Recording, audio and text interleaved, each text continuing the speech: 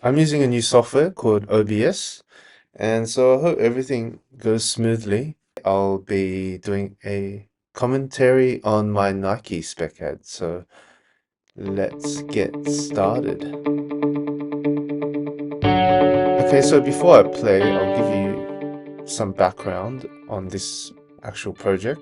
So, like I mentioned in one of my previous episodes on how to become a commercial film director, my route was to create some spec ads, and this was the main one. This is where most of my money went to. And so this particular spot was shot in Hong Kong. So you can see the aspect ratio is 4:3. It just shows how long ago I filmed this. So yeah, 4:3 is more like back in the days, TVs used to be more like a square shape, now more of a rectangle. I did put black bars to make it look somewhat more updated. But yeah, let's go through it. I will play the clip for you, and then I'll do a deep dive.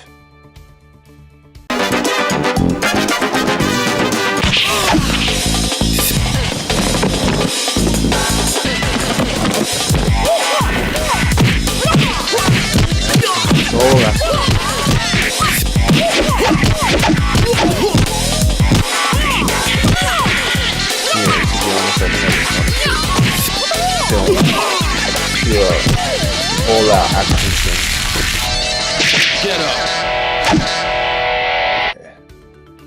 So as mentioned in a previous episode, I was working in a call center to save up money on to shoot my spec ads. Yeah, I wanted it to be epic, and one of the big things I'm a big component and a big fan of is Kung Fu and sci-fi. I shot 2 spec ads in Hong Kong, a Canon one and one for Nike. Like I said, yeah, this was where most of my budget went to. So prior to arriving in Hong Kong, I reached out to several stuntmen or stunt coordinators. The first stunt coordinator I reached out to was Bruce Law. Now, I think he's a pretty big deal in the whole stunt world. He worked on all those classic Jackie Chan films. Yeah, and then I think there was some miscommunication because I called him, and then I think he just woke up when he answered the phone. I don't know what happened, but yeah, things didn't go through with him. Luckily, I got in touch with the Stuntmen Association. I then got in touch with another stunt coordinator by the name of Derek, and Derek had worked with Chow Yun Fat, Zhang Ji, and I think just a few months prior to working on this project, he was the main stunt coordinator for the movie adaptation of Dragon Ball, which to be honest I haven't seen. So I reached out to him, worked out the budget and all that stuff, and so I got in touch with a local producer named Danny, yeah, so that he can help us with the like rental hire and location permits and all that stuff. So my good friend who was the DP and myself, we flew out to Hong Kong. Prior to that, what happened was, okay, so we flew out to Macau first because I think that was the cheapest option, and we were on like the worst airplane I've ever been on. It's called Viva Macau. I don't think it even I don't think they even operate today. So yeah, Viva Macau. So like I said, this was one of the 2 spots that I made in Hong Kong. Where this was shot was in Central, which was, I guess you can say, the equivalent of Times Square of New York. So we had some issues with the location permit because even though we got the permit approved, we had a few run-ins on like with the police. They would come and not make things easy on the shoot. yeah, so we met up with Derek. We had, I think, 2 days of recce. Oh, sorry. We had the location, but we had 2 days of rehearsal. These two talents are, I believe, two of Derek's students, and so yeah, obviously they are stuntmen. So about the whole permit thing, the reason why it was such an issue was that we had this long staircase that was in Central, and we had to block the road that began. So at the beginning of the staircase, we had to block that road, and we had to block the road at the end of the staircase because we had this huge, I guess, crane to support the wires, because these talents were on wires. They had to be harnessed, and to support those wires we had to have a crane, and that crane took up both lanes of the road. So let me just show you. This was done with a jib. Again, this also took up I think at least a lane.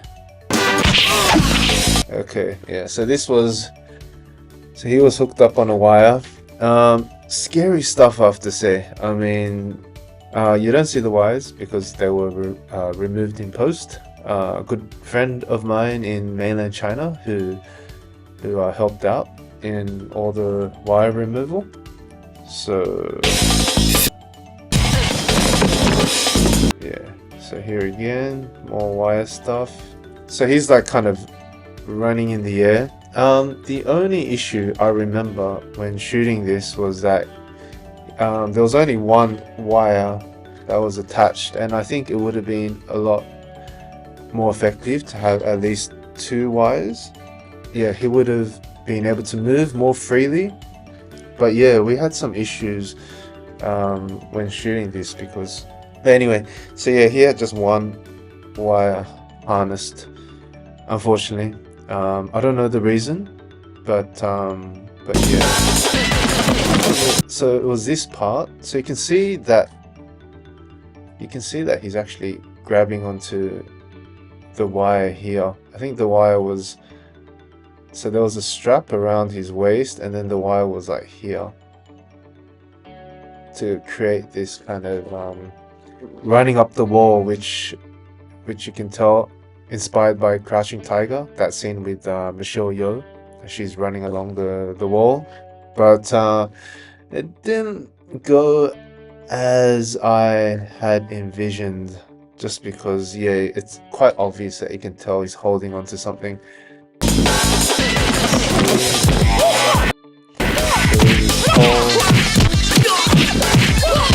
Action that takes place here. This is also a crane shot.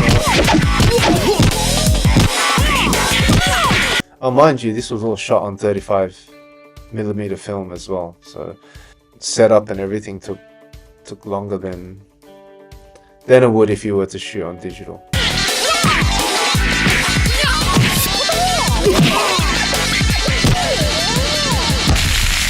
Yeah, let me just explain this scene.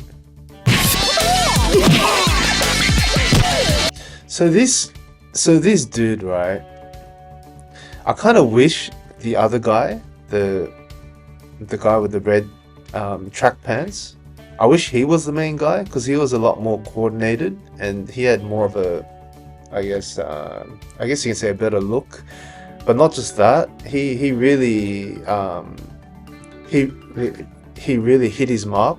Well, I found with this guy, for instance, this particular shot where he jumps and lands, I mean, it's not even that high, and every time he lands, he would stumble, and we did like, I don't know how many takes, like 10 takes or something, just for him to land, and he'd just be like stumbling. Maybe he had a sore ankle, or maybe I don't know. And I kind of wish the other dude was the main protagonist, because but he did it. But this scene, especially when he's falling back,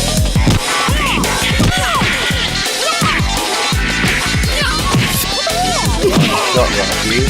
That's awesome. This guy always hit his mark, and it's a shame. I mean, if I was to do it again, I would have him as my main dude, and the other dude, well, maybe I would look into other stuntmen, to be honest.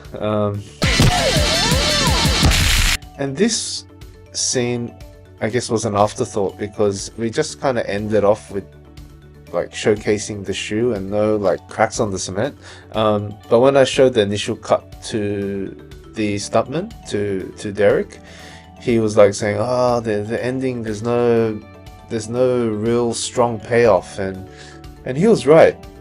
So the friend in mainland China who did all the wire removal, she was able to create this, I guess you can say, this impact, this kind of cement resin crack with some smoke. And it's not 3D, it's not CGI, it's positive, so she did a really good job. I mean, really good stuff. Like all that crack you see on the cement, she did that, as well as the smoke, as the puff of smoke as the shoe landed. Get up! And I mean, for the longest time, yeah, it took me forever to find the right Nike font, and even this is not like 100%. I think it's like 80%. It was just really hard to find the exact Nike font. So after shooting it, I'm just trying to see what else. Yeah, so we had a day to shoot this. Shot in the morning and wrapped late in the afternoon. Like I said, I would have had the red tracksuit dude be the main talent. Yeah, I remember it was like extremely hot as well. Like I wasn't used to this sort of heat. Like in Southeast Asia, like in Hong Kong, it's really humid. So from where I was from, Australia, it's like it's hot, but it's not humid. While in Hong Kong, it's humid hot. So you sweat like crazy.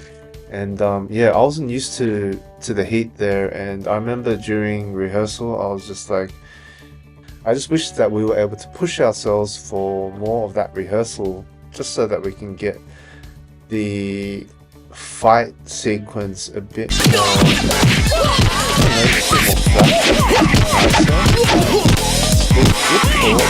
Like I wouldn't have got this back in Sydney.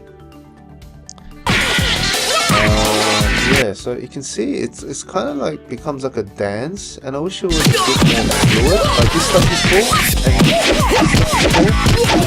then this part,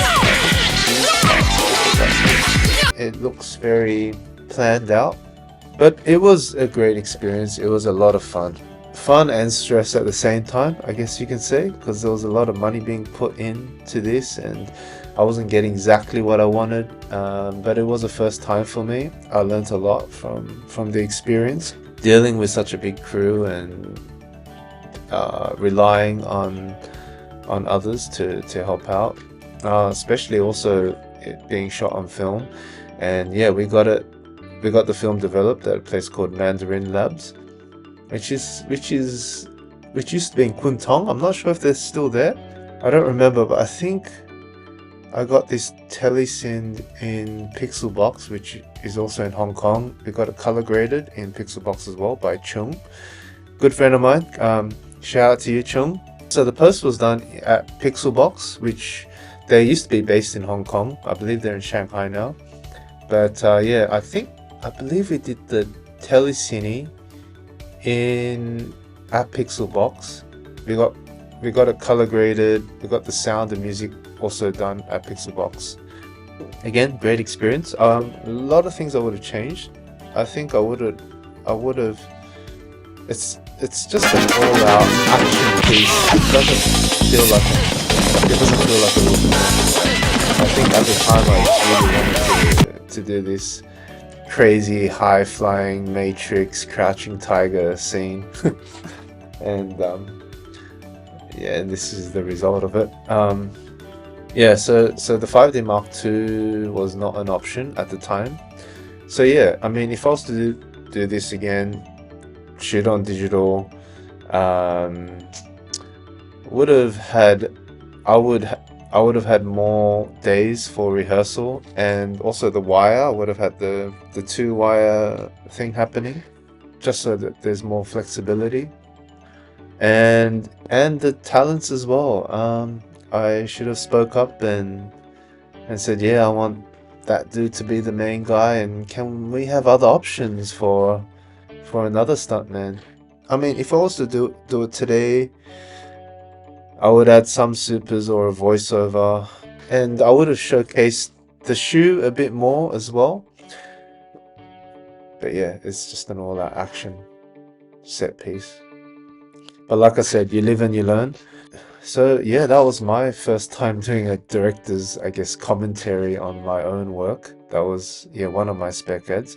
Yeah, if you guys like today's episode and you want more of these kind of director's commentary, I'll be more than happy to. So yeah, maybe the next one I'll do the Canon and I'll do the Dior, and maybe I'll do a director's commentary on one of my own spots, like a real spot that I directed.